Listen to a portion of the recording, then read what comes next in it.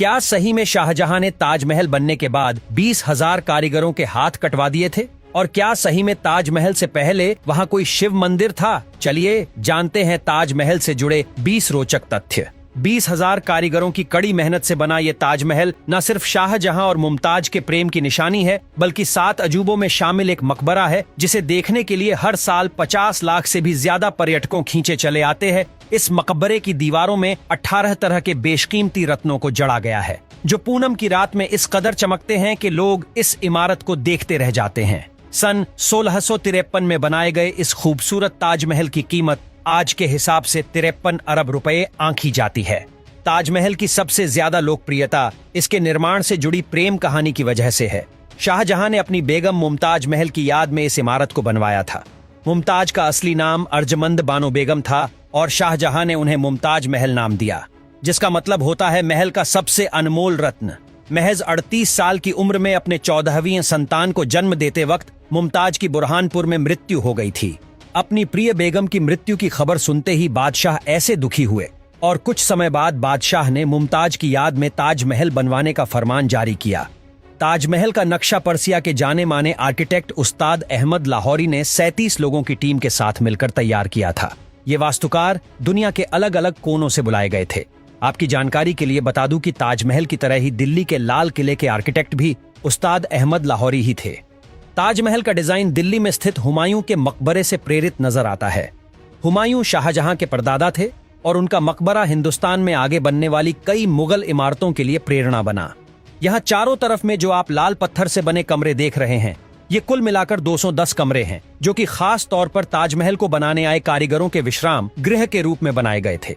ये सारे कमरे उसी समय के हैं और जब भी कारीगर काम करके थक जाते थे तो यहाँ खाना खाकर 2-4 घंटे आराम करते थे और फिर दोबारा काम पर लग जाते थे।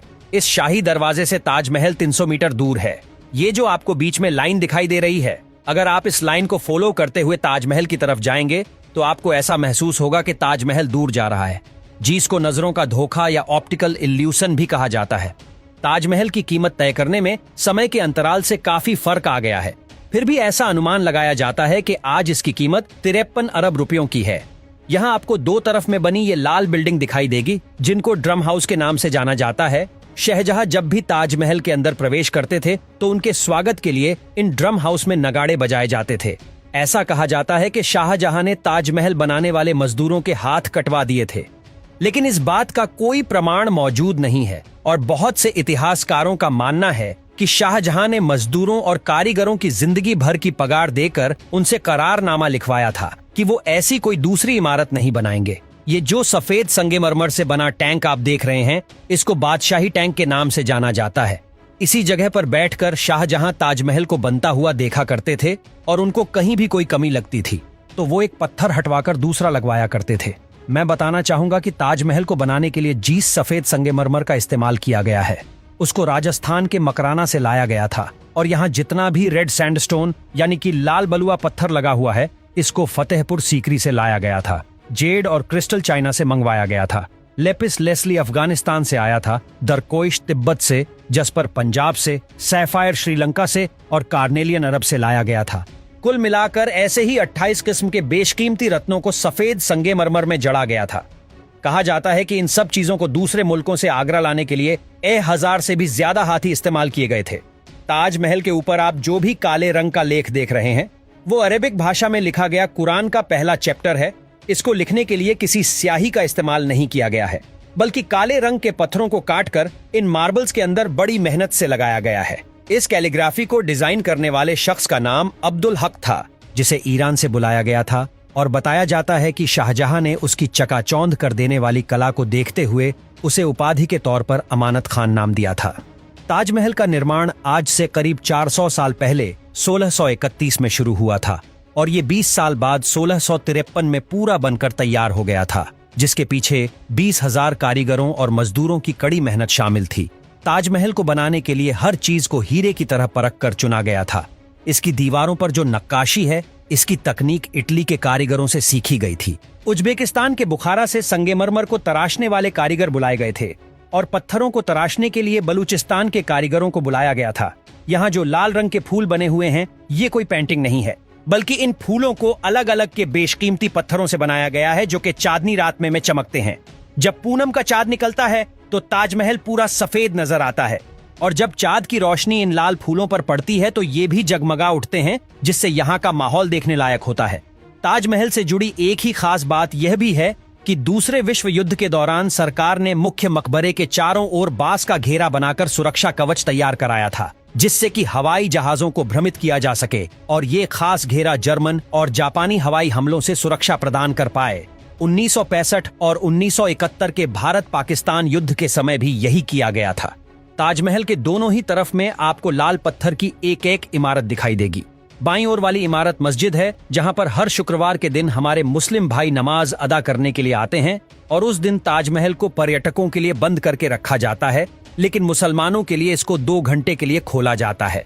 दाईं ओर में जो लाल पत्थर की इमारत आप देख रहे हैं वो शाहजहां के समय का मेहमान खाना यानी कि गेस्ट हाउस हुआ करता था।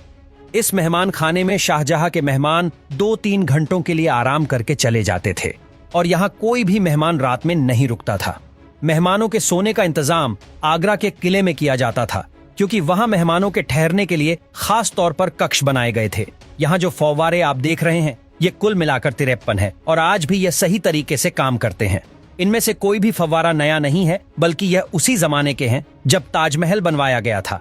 हालांकि बीच बीच में इनकी मरम्मत और साफ सफाई का काम जरूर करवाया जाता है। यहाँ जो ऊपर वाला बड़ा गुंबद आप देख रहे हैं इसमें आपको थोड़ा पीलापन नजर आएगा। दरअसल आगरा में प्रदूषण का स्तर ज्यादा होने की वजह से ताजमहल के संगमरमर में बार बार पीलापन आने लगता है, इसीलिए समय समय पर इसकी सफाई करवाई जाती है।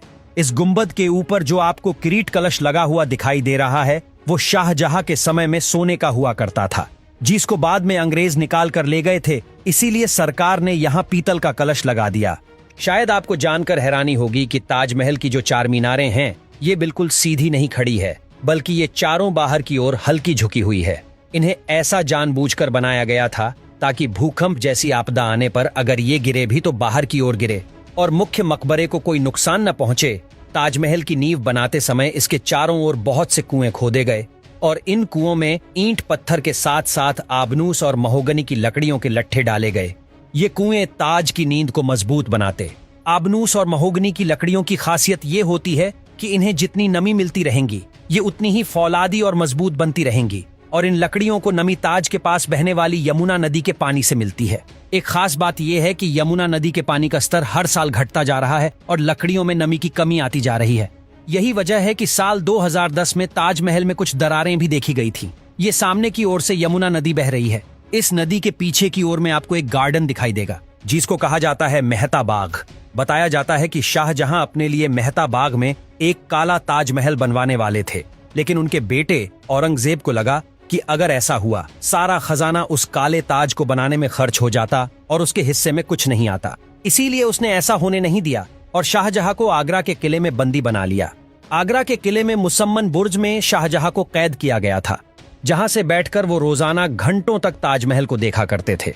अगर आप शुक्रवार के दिन आगरा आते हैं तो आपको ताजमहल के परिसर में तो प्रवेश करने के लिए नहीं मिलेगा, लेकिन आप चाहें तो आप मेहताब बाग से ताजमहल का दीदार कर सकते हैं।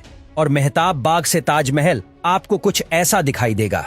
यहाँ आपको ये खुफिया सुरंग भी दिखाई देगी जो कि ताजमहल के बेसमेंट से होते हुए सीधा आगरा के किले में जाकर खुलती थी। बताया जाता है कि शाहजहां की मृत्यु के बाद उनकी बेटियां रोशन आरा और जहां आरा उनके शव को इसी खुफिया रास्ते से ताजमहल तक ले गई थीं। ताजमहल के नीचे 20 ऐसे कमरे भी मौजूद हैं जो आज तक भी राज बने हुए हैं।